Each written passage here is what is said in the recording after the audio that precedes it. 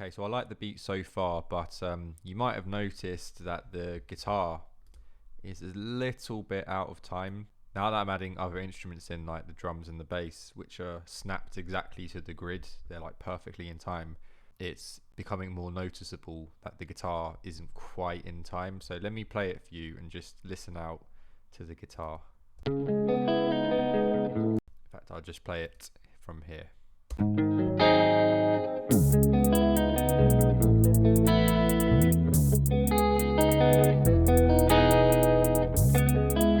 Around there. Especially around there just before bar 13. Comes in a bit quick. So what I'm going to do with this, I'm actually going to put this guitar in the sampler, and not only can we put it in time, we can actually manipulate it in many ways using a sampler. Okay, so there's a few ways we can do this. What we're going to do is, because we saved our loop before in the Apple Loops library, I'm actually going to drag it in from the Apple Loops library. So I'm going to mute this channel here because I'm going to re-import the sample from the Apple Loops library. So let's open up the library. So the library's open, and we're going to type in Patrick's. Oh, comes up there. So we'll just click on it to preview it.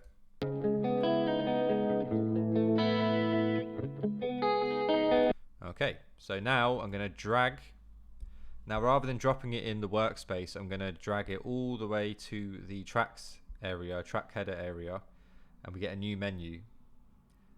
So we get a few different options. We're just going to go for Quick Sampler Original. That's the most simple one. And we'll release the mouse.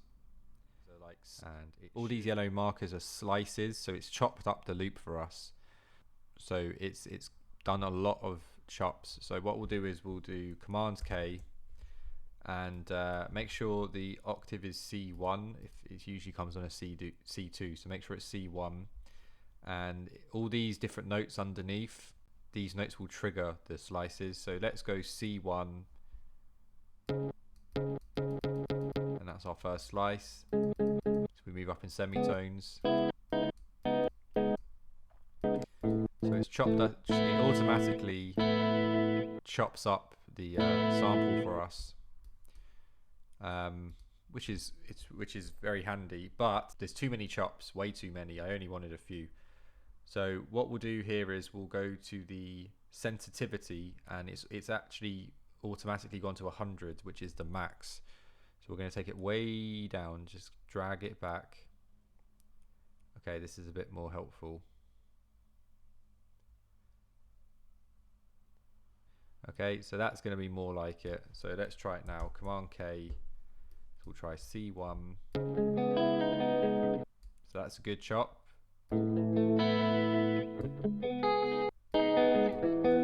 I want to chop at the start of every bar, which is basically every chord change. So let's play the sample. Okay, so that's a good first chop. Now I've got another chop here. However, I want one here as well. So what I'm going to do is I'm going to hover up to the top part of the waveform, and your mouse changes into this symbol here, which means I can add in my own marker.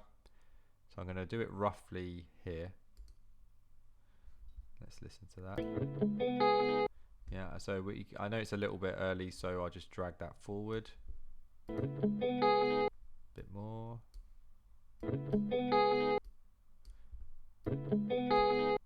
Cool. Now this one I want to delete, so I'm just going to click on it and press, and I'm going to click on it, control click, delete slice marker. Okay, so I'm just going to chop up my loop manually. This one I want here, so I can drag this one back. I think it's about here. And this one I can move here. That's not the right chop, it's there. This one I'm going to delete, and we'll try this one. Cool, and then the next one's about here, and then I'm going to delete that one. And then I only need one more. Control and delete.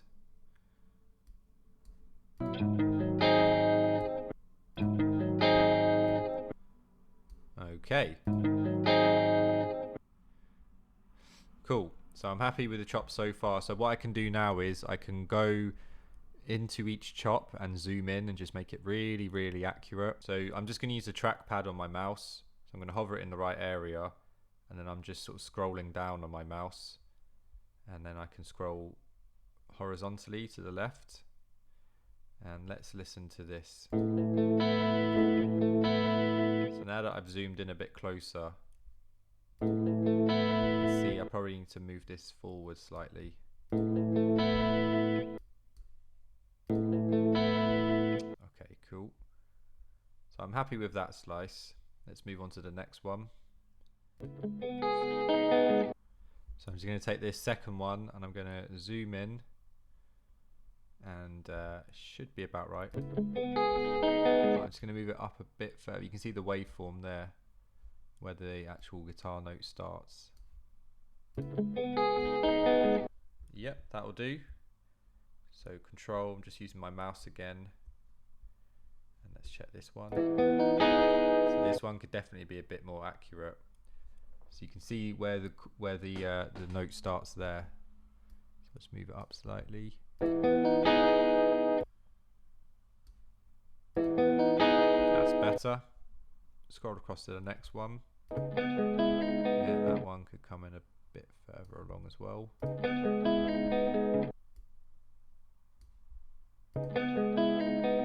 Back slightly. Good. This one might need to move up a bit. Yeah, move up slightly. So just using the mouse, using the trackpad on the mouse. So to zoom back out again, I'm just scrolling up, and then scrolling to the right, nearly at the end. Let's just check that one. Move it up a bit. That's fine. And then we just got one more to go. I think I might need to edit slightly. Ah, yeah, it's a bit late, this one.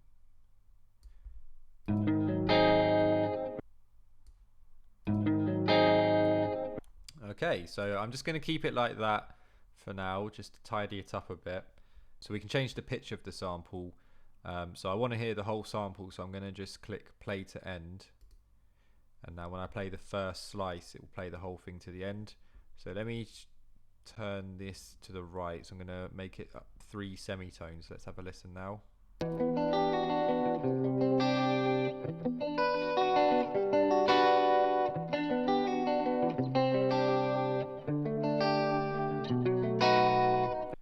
Cool, so we can just turn that back down again and it should go back to normal. I'm going to take off play to end now. So in the previous lesson, when we were doing bass, we edited this and we turned the glide up. So let me turn the glide up really high, and then we'll turn the pitch up, and let's play to the end of the sample.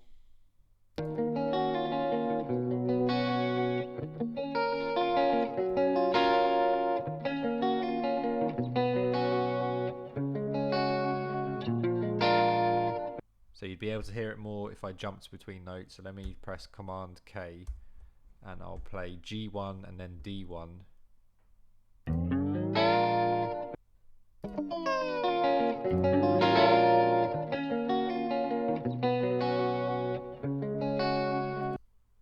Yeah. So you can hear the glide in between the notes there. Cool. Now, I don't like that the notes are overlapping each other, so we're going to change that in the polyphony. So the polyphony is how many notes can play at the same time. So I'm not really going to play any of these notes together like a chord. I want them to kind of cut each other off. So I'm going to change this to 1. I just want one note to play. So now, if I go back to here.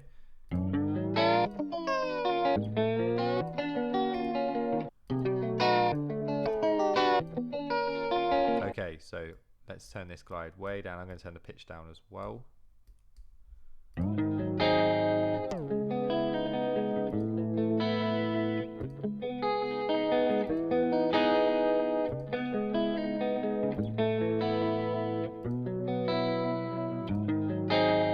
I don't mind a little bit of glaze. Maybe I'll just add in a touch of it. Not too much though. We can actually add some effects if we want to. So this is done in the filter. So we'll turn this on. What we can do is we can add a little bit of drive. So drive is sort of like a distortion sort of effect. So let's turn this up, and now let's play it. Okay, and I'll turn it back down again. So you can hear it just adds quite a lot of depth to it. So maybe I'll turn it up a little bit. So the first thing you see is cut off. This controls which frequencies are being cut off. So we've set the filter to low pass. So let me turn this all the way quite far down, and now let's play the sample. Okay, so let me play it to the end, and I'll gradually turn this up so you can hear exactly what it does.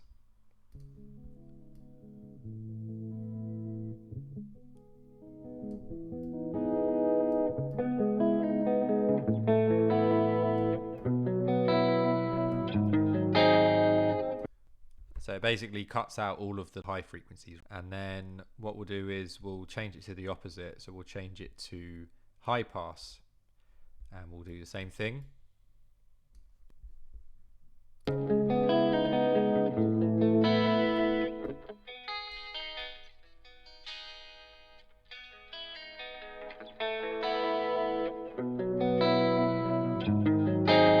So it does the complete opposite.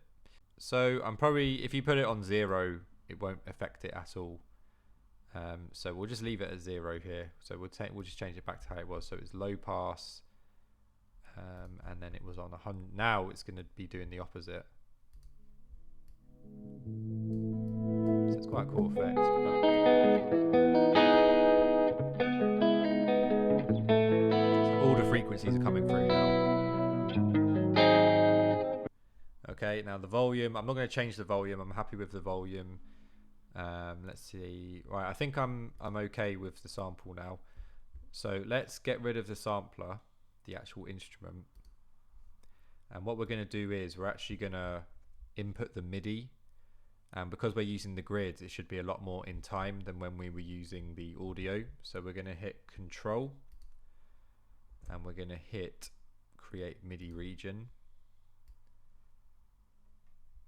Okay, and let's double click.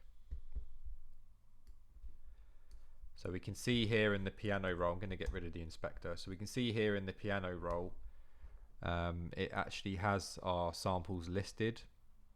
So let me just put them in order. So I'm going to press Command to use my pencil. Okay, so that note's a bit long for me, so let's just drop it back. Okay, cool. So let's just drag it all the way to 10. Now the pattern's just going to go up in semitones basically. So I'm going to press Option, copy, click, just move it up in semitones.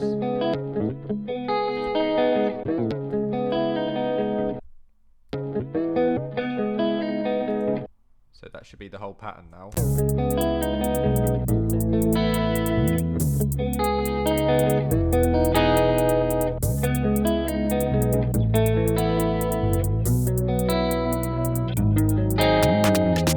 Okay, excellent. So it's a lot more in time if we compare it to what we had before. So let me mute this, and let me unmute this.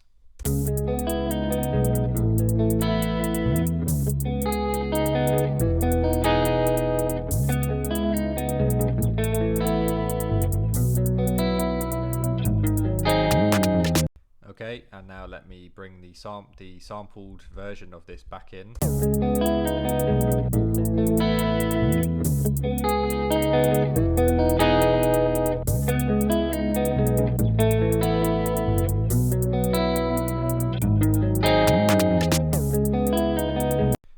sounds really good. The first one's a little bit quick, so I might even zoom in and drag that one forward. No, that's too much. Let's move it back a bit. Perfect. So all I did there was just, it felt like it came in a bit too quick, so I just dragged the start of the note a little bit forward. And let's listen now.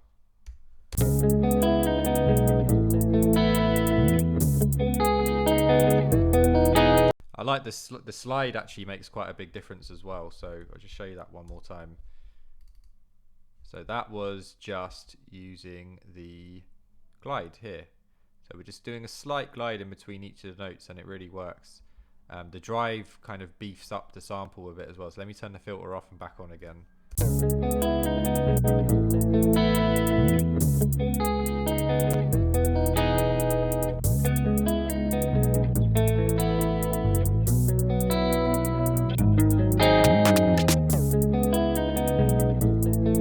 I like a little bit of resonance as well, not too much, it works.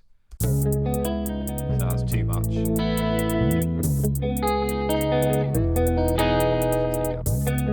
About there, just boost up the high frequencies a bit.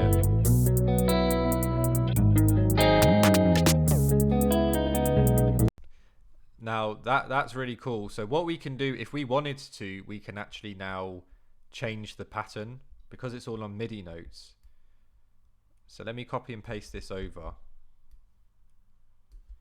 And this is our original sample, so that's safe. We're keeping that. Now if we want to, we can actually change up this pattern. Or we can, you know, we could do this.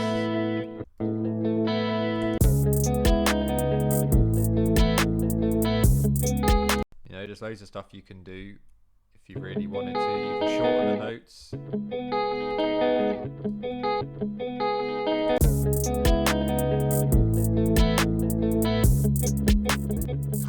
Okay.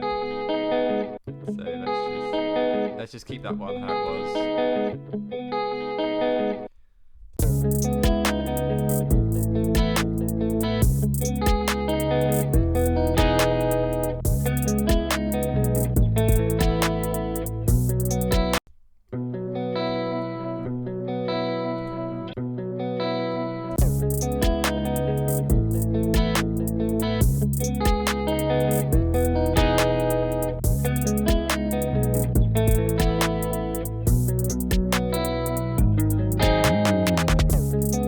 It's just adding a bit of interest, just changing up the pattern a bit. You could change the order of the notes as well. Only thing is you'd have to change the bass line to go with it. So let's take that one. We'll do another copy over here and say we wanted to do the, let me just get my cycle region over as well.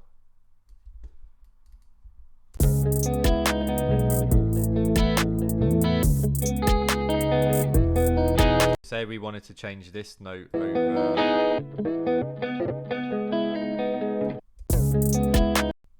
And then we'll take these two over here.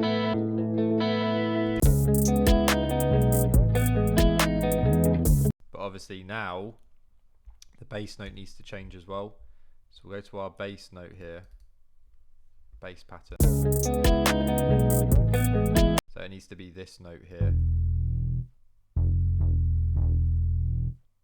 And then we'll change these two to here.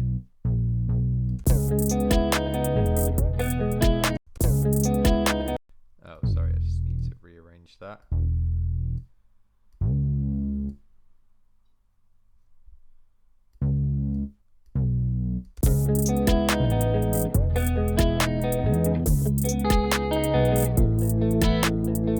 Or we could just keep it the same how it was.